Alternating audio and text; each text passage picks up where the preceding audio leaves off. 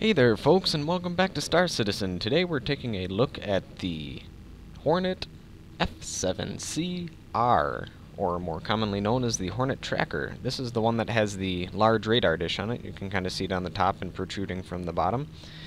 This is for mobile reconnaissance and that sort of thing. And right off the bat you can see there's a lot of antenna on it. You can see one there, another one on the side there, and even the front intakes are a little bit different. Instead of having the grill with the two fans, it looks like there are two larger intakes by the looks of it. Just like the other Hornets, there are two Class 2 mounts on the wings, there are two Class 1 mounts in the nose, and there are two Class 3 mounts in the waist, but I don't have them mounted right now. And the color scheme's a little bit different. It's a gray with a navy blue. Let's take a walk around it. Here we have our engine, still thrust vectoring by the looks of it.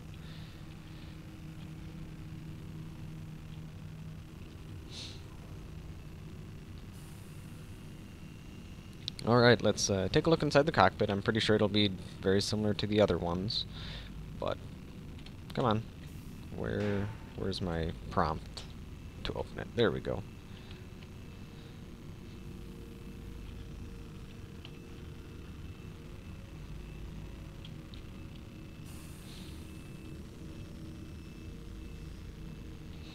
Yep, the cockpit looks normal. Still a very beautiful cockpit, though.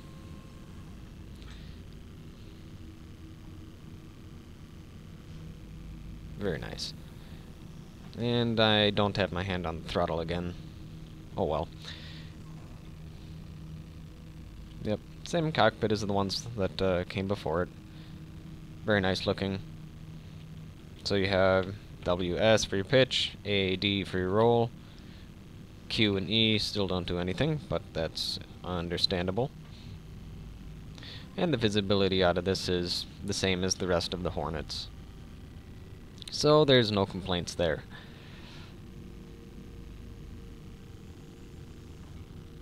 And we're going to walk all the way down just to walk up it again so we can take a look at the radar dish.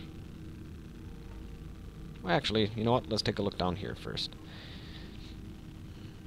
And here we have what looks to be some sort of reconnaissance radar equipment of some sort.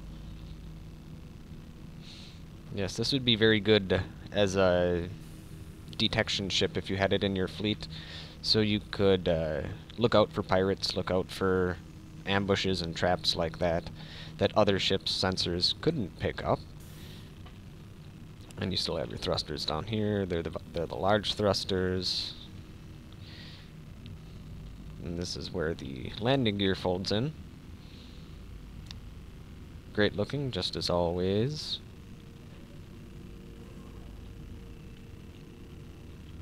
And if you see that screen jitter, I don't know if it'll do it again, but it did it before. That's just the artifacting that happens. I don't know why, but at any rate, let's see if we can make our way up here. Oh, come on. There we go. And here's the top of the sensor array. Caution. Yes, caution indeed. And here is our power plant and engine. One thing to note is that the shields on all of the Hornets are only the Gorgon Defender All-Stops, which are actually the same kind of shield that are on that Aurora Legionnaire, so it'll be interesting to see how well the shields actually hold up. I know these have much better reactors, so it can probably power the shields a little bit better, but they still are only the same types of shields that are on the Aurora, so. Okay, let's go into third-person mode because I'm getting a little bit of that jittering.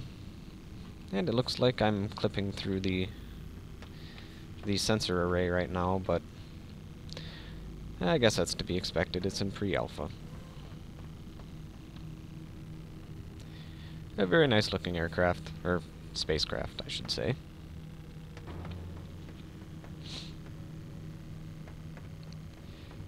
Obviously it's not as well armed as the Super Hornet because it doesn't have the turret up top, but it does have the rest of the mounts that you can place for weapons. And that being said, it does have a fairly powerful reactor. I think it's called the Lightning Powerbolt reactor, which is the same reactor that's on the normal Hornet, not the Super Hornet, just the normal Hornet. So it's more powerful than the Hornet Ghost. However, most likely less powerful than the Super Hornet. And unlike the Super Hornet, this one only has one seat. But that's all you need, I guess. Because this craft would work well with a group of other crafts. It'd work well as the detection craft. I'm not certain how it would do on its own.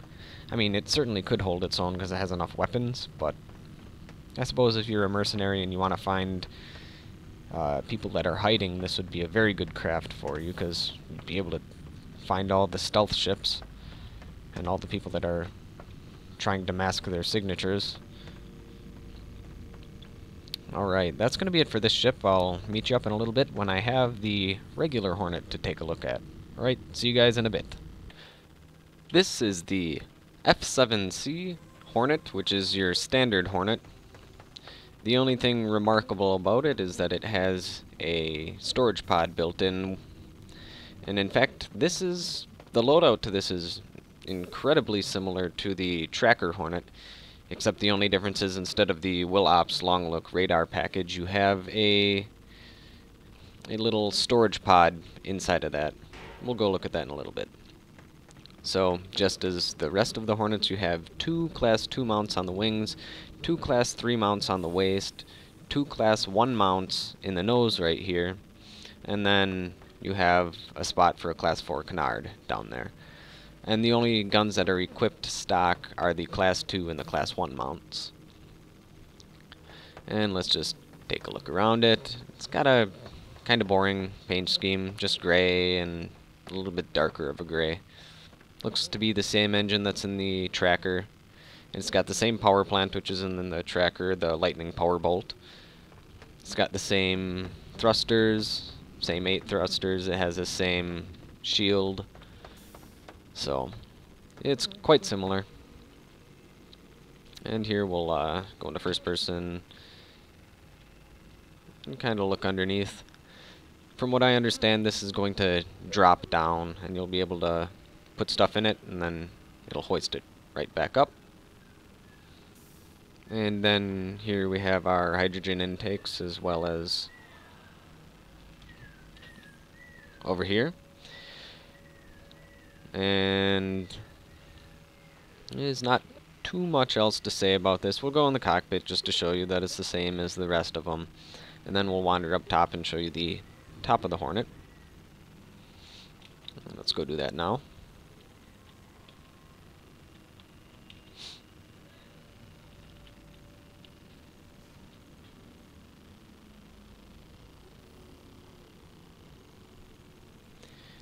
Yep, this is the exact same as the other Hornets.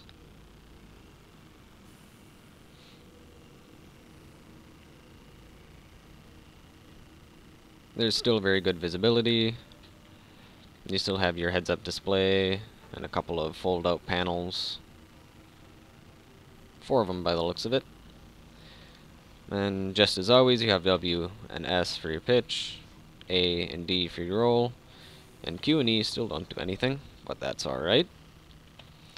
Alright, let's wander our way back down the ladder. And then we're going to take a look at the top of the craft.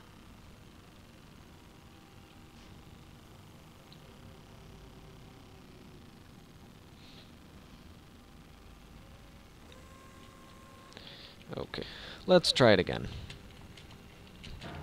And again, apparently.